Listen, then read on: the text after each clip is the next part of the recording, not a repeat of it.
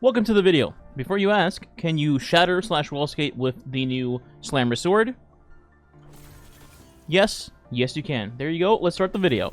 Welcome back, gamers. Today we're going to be talking about potential god rolls for the Slammer sword. Now, before you watch this, if you haven't already, check out yesterday's video on how to efficiently and consistently farm for the Slammer Adept from the corrupted GM Nightfall, or if you want to get a regular one, just hop into the Master Nightfall, apply the same tactics, get that one, and then open a bunch of Vanguard engrams and hope for the best. Otherwise, if you can, farm for the Adept version of the sword because it's just strictly better with access to Adept mods. In this video, I'm going to go over several god rolls, or potentially very good rolls that the sword can have. It actually has multiple, surprisingly, whereas most swords just kind of strictly stick to one thing and that one thing only. So it makes this sword very unique in that sense. Before we go into the actual combinations, I'm going to put the perks on screen here so everybody can just see nice and easy. This sword, the first two columns, it's pretty standard to any other sword. You want Jagged Edge and then Swordsmaster's Guard. And, well, that's pretty much it. Then you got Impact on the Masterwork. By the way, in Final Shape, we will potentially be able to change these minor perks into what we want. So even if you don't get Jagged and Swordmaster, don't worry about it. As long as you get the good third and fourth column perks, you should still keep it until Final Shape, assuming that we will indeed be able to change it because of the whole enhancement announcement that they made for these weapons. Anyway, let's talk about the other perks. Speaking of perks, I'm going to be showing background footage of using several of these perks / god rolls while you're watching this. You know, Bait and Switch, Cold Steel, Chain Reaction, all that good stuff. So with that being said, let's talk about them now. First, we have column 3, starting with Attrition Orbs. I think Attrition Orbs could be a very, very slight sleeper perk for like specific content where you might just want Orbs of Power very quickly over a small amount of time. Maybe like Lost Sector runs where you want your super immediately at the boss if you're doing like a quick run. But for the most part, when comparing it to the other perks available on this sword, it's pretty much an instant delete. Unless you like doing very niche solo content and you might want to keep this as a bonus perk. Otherwise, trash. Next up, the staple reliable Relentless Strikes. Basically a staple to any sword in existence. If you get this, you got money, good job, keep it, and move on. Next up is Eager Edge, another very popular perk that is going to be a staple on this sword for many people. Ideally, you want to get Relentless and Eager on the same sword in the Adept version, and you're golden, so just keep an eye out for this one as well. Next up, we have Pugilist. Now, this is not a traditional god roll perk by any means, but I think this one is a legitimate sleeper perk, actually, for some builds. For example, I could see this totally being used by Banner of War builds, normal Banner of War builds, by the way, not Infinite Grapple Navigator flying across the screen 24/7. That's for the elite psychopaths. But for normal people, if you like Banner of War Titans, I could definitely see Pugilist being used in the sense here of you're running with a fire team, you have a Tether Hunter on your team, they're debuffing everything for you, you don't need to run Tractor Cannon. Instead, you can just abuse your Banner melees, get 3 of them out instantly, and then use Pugilist on trash mobs to build your melees up just very quickly back and forth, and then abuse 1-2 punch melees with Banner of War without the infinite combo. Next up is Chain Reaction. Now, would I put this perk on my sword over Relentless and Eager? Probably not, but I will say that this is a pretty good perk to have in solo-based wave content. For example, if you're doing Legend and Master Lost Sectors, like I enjoy from time to time, Chain Reaction is a great perk to have on your sword. And you can combine this with things like One for All to go around and just slam things with 35% damage on ad waves while also making things explode. So it's good there. So if you want to keep that for specific content that's in that general ballpark, then sure, you can go ahead and do that. And then finally, we have Thresh. This is kind of in the same category as Attrition Orbs. It kind of just helps you get your super faster if you need it in very quick bursts of content. But again, would I put it ahead of things like Relentless and Eager and Chain Reaction? Probably not, just worth keeping in mind, that's all. Let's move on to column 4. So column 4, this actually has a bunch of bangers in combination with the perks in column 3. But first, let's just take out the 2 useless perks here.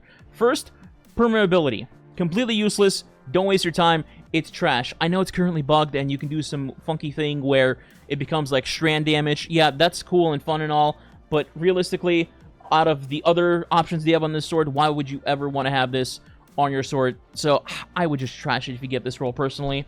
And then the other one is Collective Action. To this day, to my knowledge, I don't think there is a single thing in the game where Collective Action has been viable. So if I see this on my sword when I'm farming GMs, instant delete. Next is One for All. Now this is going to be very divisive and Gonna trigger a bunch of people, I'm sure. Hi, hello, Dados chat. Hopefully you're not still angry. One for All, I think, in terms of when you're going up against bosses, is a pretty terrible perk on a sword. Now, if you're going up against trash mobs, and tons of them, and maybe a champion here and there sprinkled in between, it's fine. It's serviceable. It's 35% damage. You'll probably kill all your enemies doing this. That's great. That's fine. If you're using it in that regard, cool. In a boss fight, it's just unreliable. You have to go and hit 3 separate targets near a boss. Nobody else can hit those targets because you're probably going to kill them in one shot when you do. Then it's a temporary buff versus the boss for a couple seconds, and then you're done. Whereas other swords are just much more reliable with their damage perks, like bait and switch. You just go hit boss with 2 primaries and then hit your sword, or whatever you want to use for bait and switch.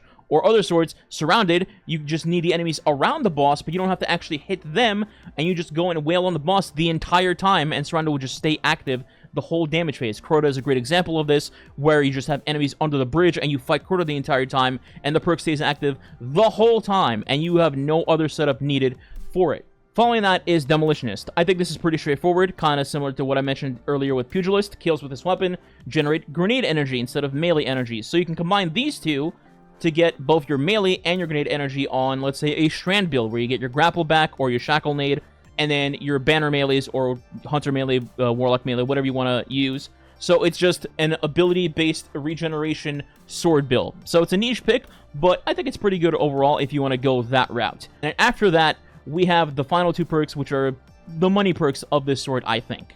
So the first is Bait and Switch. I think everybody knows what Bait and Switch does at this point, but if you don't, dealing damage with all equipped weapons within a short amount of time gives this weapon a damage boost, a 30% damage boost to be specific here. This is just absolutely free damage. You literally hit the opposition with any 2 weapons that you want, and then you start wailing on them with your sword for 10 seconds for a free 30% damage buff for very, very little setup compared to other things like Surrounded, where you need to be surrounded. Other than that, Bait and Switch is still pretty dominant and will continue to be dominant in the game until something even more power creep broken comes out in Final Shape. One of the best perks on this sword, only tied or maybe slightly behind the next perk we're talking about. And this perk is not even a damage perk. The perk is Cold Steel. This perk has been lost in time for years in this game, but I think on this sword, it's actually bonkers. Now, for those that don't know, Cold Steel essentially means when you hit your enemy, they start getting slowed via stasis, because this is a stasis sword, and then eventually they will freeze from a certain amount of hits. On this sword, all you gotta do is hit a light attack, and then a heavy attack, and then the enemy freezes. This means that you can just clown on champions with this sword so easily in the game. Unstoppable champion, freeze, stun, bam, you're dead. Overload champions, same thing. Hit, freeze, stun, bam, you're stunned and you're dead. Barrier champions. Now, barrier champions, technically, you won't stun them this way, but you can freeze them. And once they're frozen, you can do whatever the hell you want to a barrier champion, in which case, most of the time, your fire team will just kill that champion extremely easily. So TLDR, basically, if you get Relentless, Eager Edge, Pugilist, Chain Reaction, and then something of Cold Steel, Bait and Switch, maybe Demo, maybe One for All, you can keep it, and it'd be potentially a very good roll or a straight-up God roll.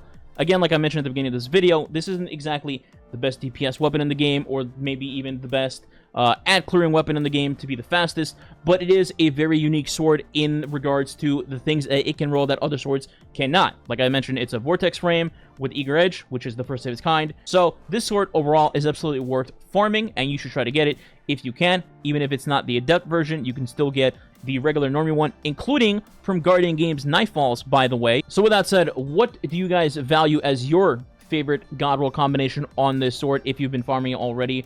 Or will you even plan to farm this going into the future, going to Final Shape? In the meantime, if you enjoyed the video, or if you just want to support the channel, please consider subscribing today and maybe leaving a like and or comment. If you don't know what to comment, you can simply just leave Slammer as the comment. Otherwise, hope you enjoyed the video. Thanks for watching. I'll catch you next time.